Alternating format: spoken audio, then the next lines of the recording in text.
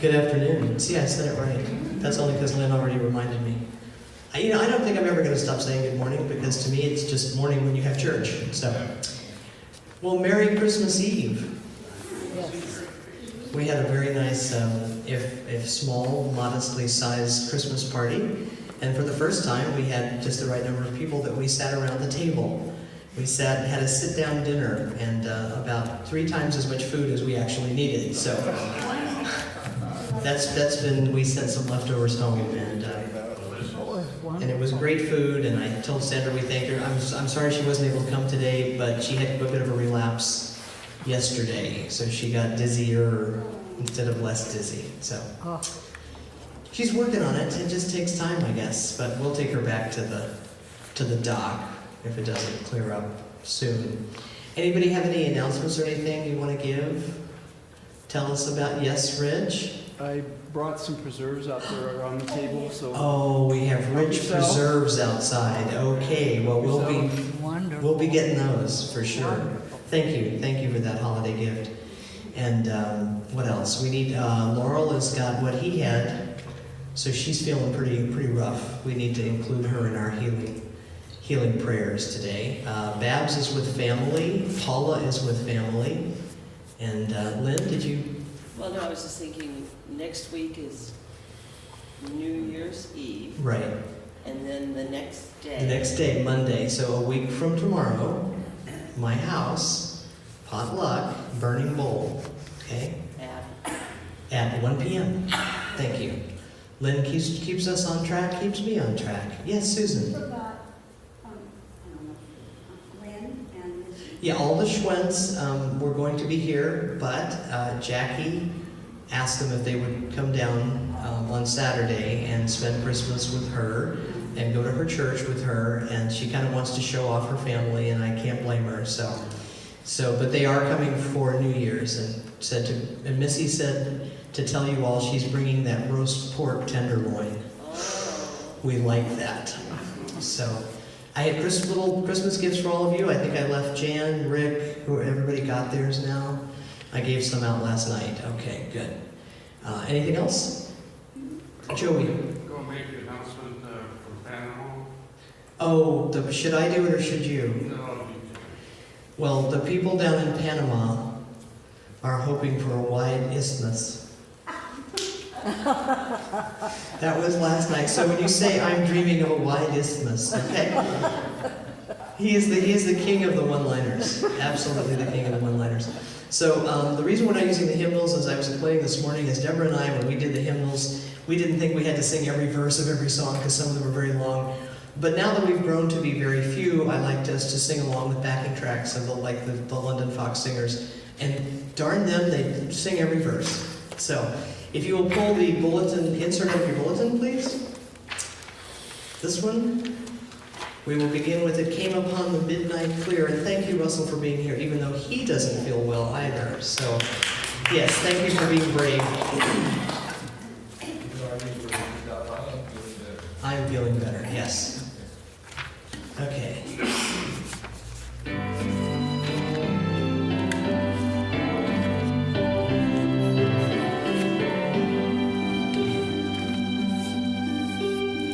Came upon the midnight clear, that glorious song of old, from angels bending near the earth to touch their harps of gold. Peace on the earth, goodwill to men, from heaven's all gracious King. The world in solemn stillness lay to hear the angels sing. Through the cloven skies they come, with peaceful wings unfurled, and still their heavenly music floats o'er all the weary world. Above its sad and lowly plains they bend on hovering wing, and evermore its fatal sounds the blessed angels sing. He beneath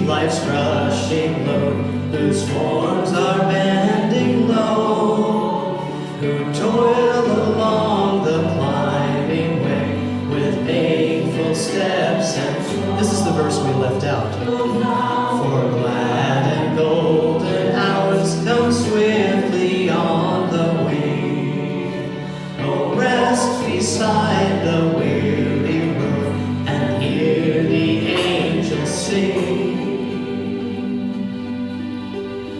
Lo, the days are hastening on by prophet words of old, when with the ever-circling years shall come the time foretold, when heaven and earth shall own the Prince of Peace their King, and all the world send back the song which now the angels sing. I was sitting here laughing when we got to the, and yet beneath life's crushing load, whose forms are bending low, who toil along the climbing way with painful steps and slow. This is like the most depressing verse, and this is why you won't find it in our hymnal. We are not depressed, we are not crushed, we like life. We don't toil. Huh? And we don't toil, we dance. We dance. Okay, so now we're going to go into a little bit of a special invocation. It's a reading from The Voice Celestial as our invocation, which is in Ernest Holmes' book.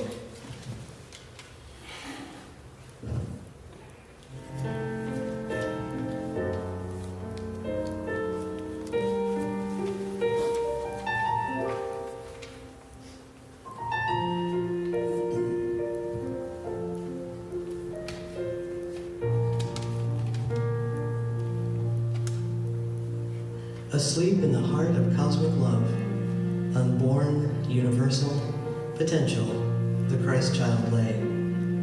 And the great mother soul, brooding over her unborn child, conceived it in the stillness of her universal nature, imparting to it her own being.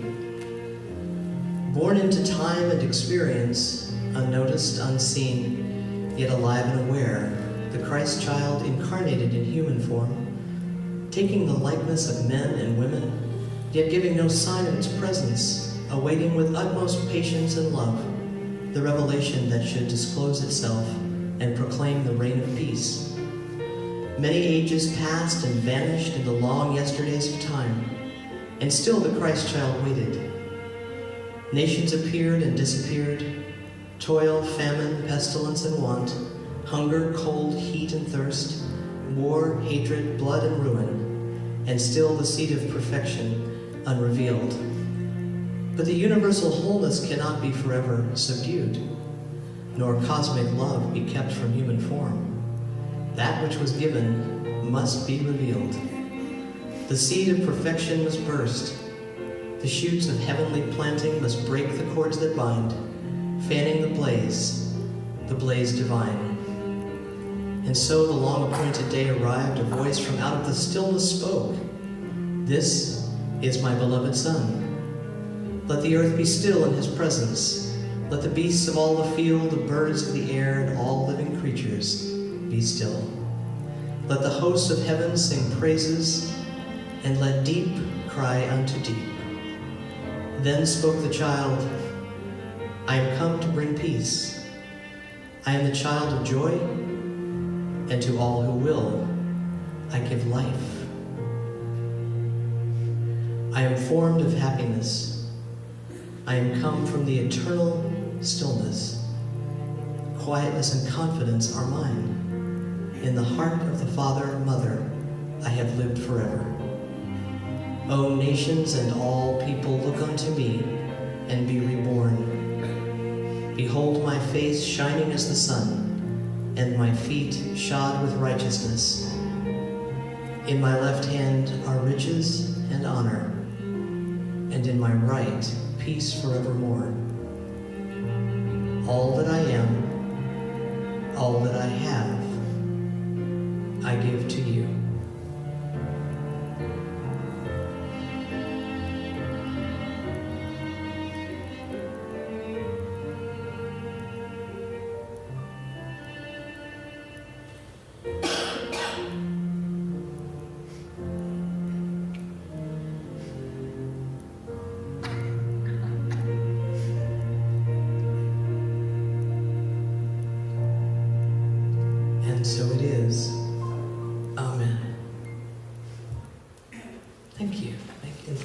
organist for that beautiful piece.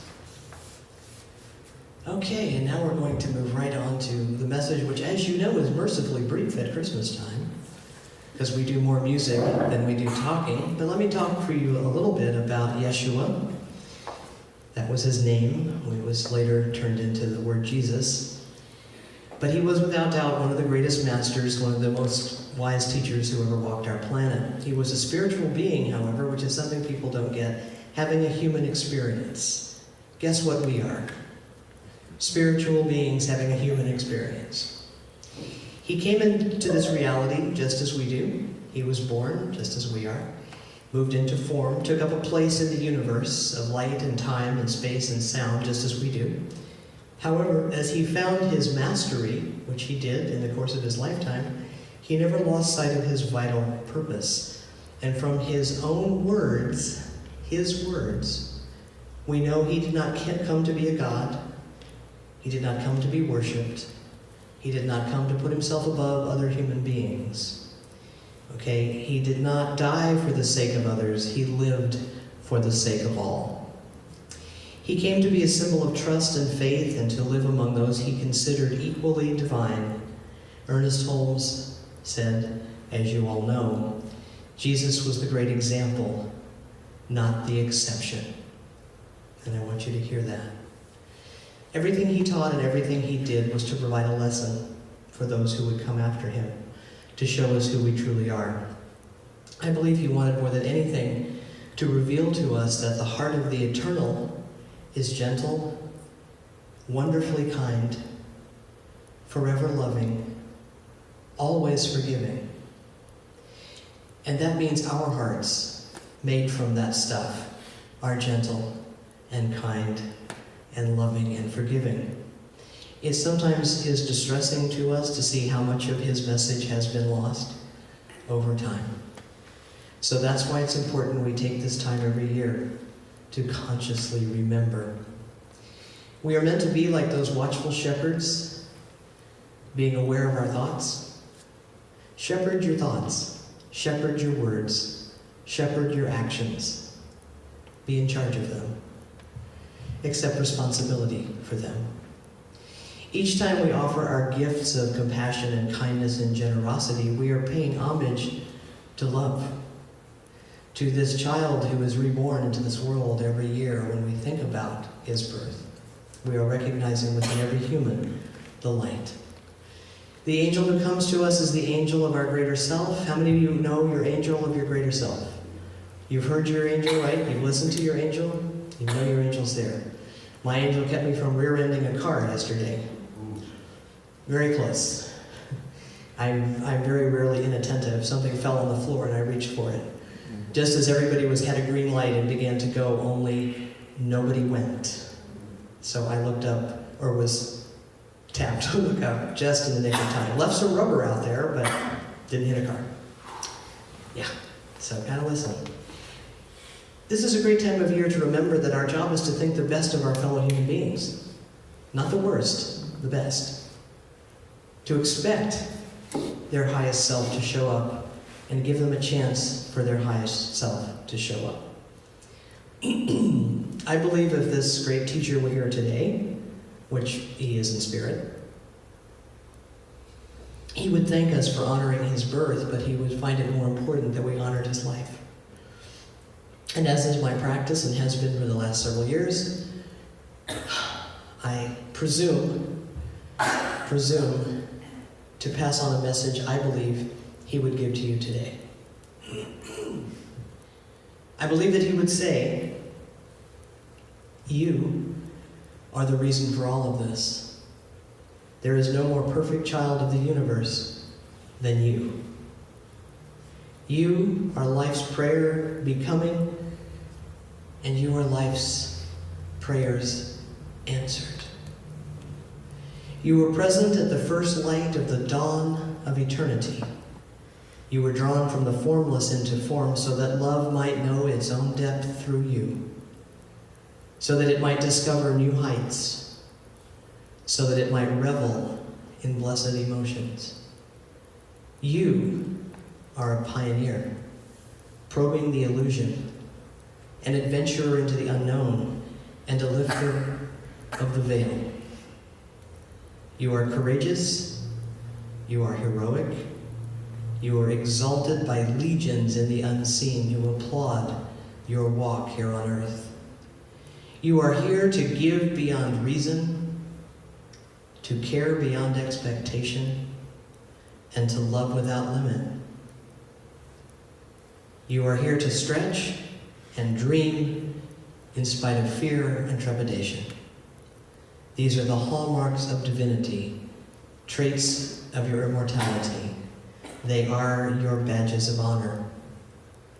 Your light has illuminated darkened paths, your gaze has lifted broken spirits, and already your life has changed the course of history. Hear that? That is the truth that brings you peace and guides your steps. Each of you holds within you a gift. That gift is a word, which if you allow your thoughts to dwell on it, will shine through any darkness, in any place, at any time. And that word is love. Namaste.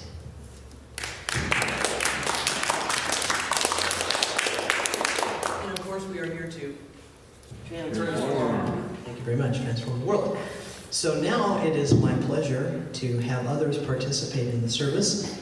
And let me just get this set up here.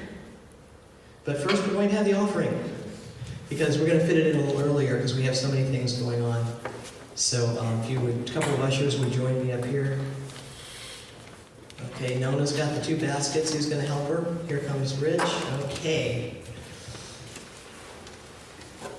And as you hold your tithes, your gifts, your love offerings close to your hearts, please say with me the Heartlight offering affirmation. I gladly share my overflowing abundance with a community that nurtures my heart and soul. And let us say together, I am grateful. Ready? I am grateful. And so it is. Amen.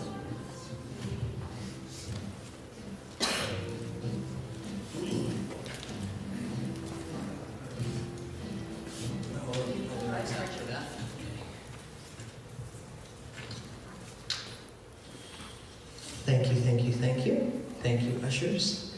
Thank you, people. Thank you, Spirit. Okay, let's hit it. Do you hear what I hear? Hear what I hear? Midnight went to the little land. Do you see what I see? Way up in the sky, little lamb. Do you see what I see? A star dancing in the night, with a tail as big as a kite, with a tail as big as a kite. Said the little lamb to the shepherd boy, do you hear what I hear? Ringing through the sky, shepherd boy. Do you hear what I hear? A song, high above the trees, with a voice as big as the sea. With a voice as big as the sea. Said the shepherd boy to the mighty king, do you know what I know? In your palace warm, mighty king, do you know what I know? A child shivers in the cold. Let us bring him silver and gold. Let us bring him silver and gold.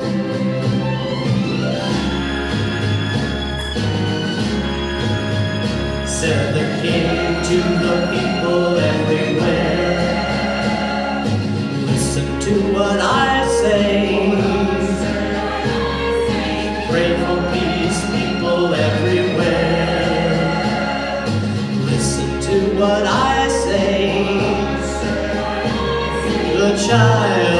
child sleeping in the night. He will bring us goodness and light. He will bring us goodness and light.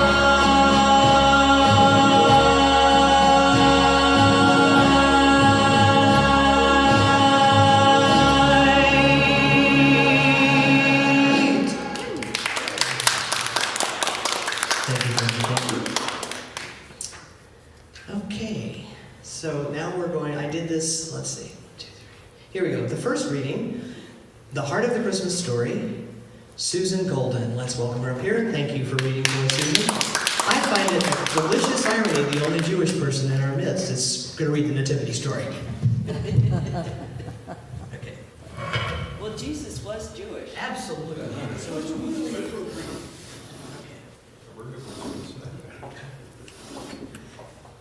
The rebirth of Christ consciousness is the birth of humanity's best dream and highest hope. That is why the Christmas story can speak to every heart. Because there was no room at the inn, Jesus was born in a stable. But it did not matter because love does not care where it appears. Mary bent over the manger, watching her baby asleep in the hay, content to know he was safe and warm. Shepherds came from the fields round about. They left their flocks and lambs to see firsthand the glories of love. Wise men came from lands far away. They followed the brightest star that had ever shone in earth's night. Angels sang in the skies by the stable. They sang of peace in the time and place where peace was in short supply. Our hearts are like mangers, and they too can hold the wonder of which the angels sang. The Christmas story holds hope for us all, for in the story, both the shepherds and the wise men found their newborn king, a king of wisdom and peace, not ignorance and war. Know that you are always a shepherd to others, and that God asks of you only a glad heart, open to receive joy.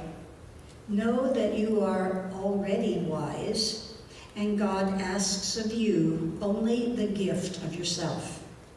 Some of us come to the place of love by the long road of the wise men, or the briefer trek of the shepherds who slept nearby. But the Christmas miracle, smiling like a newborn child, lies waiting within you, so that when you find it, you are filled with awe and wonderment. And the angel said unto them, Fear not, for behold, I bring you good tidings of great joy, which shall be to all people. For unto you is born this day in the city of David a Savior, which is Christ the Lord. And this shall be a sign unto you. You shall find the baby wrapped in swaddling clothes, lying in a manger. Suddenly there appeared with the angel a multitude of the heavenly host, praising God and saying, Glory to God in the highest, and on earth peace, goodwill toward men.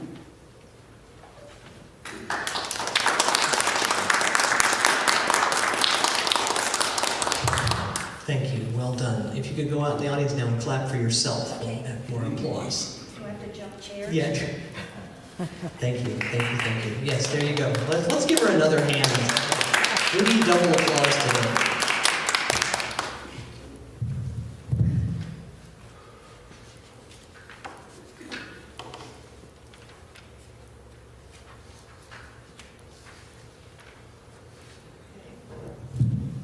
Quick sip of water. And off we go.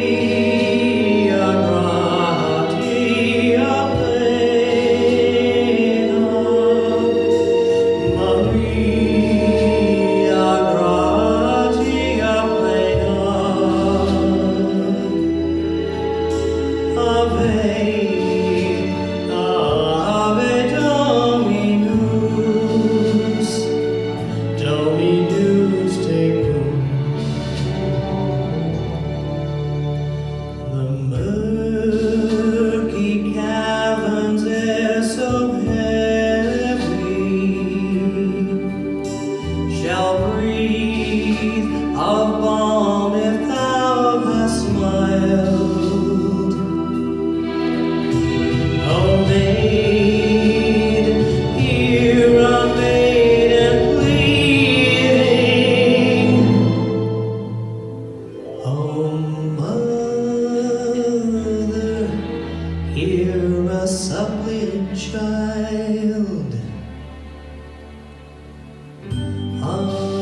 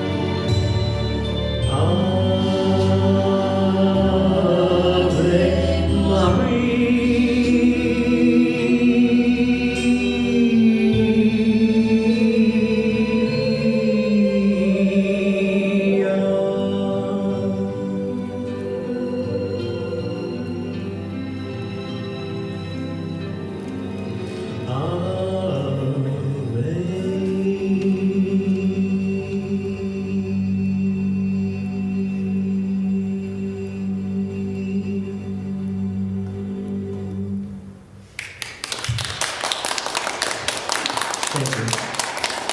Definitely one of my Christmas favorites.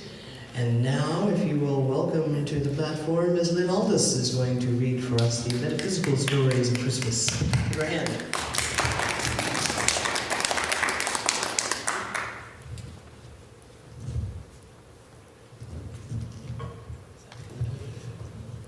I think so.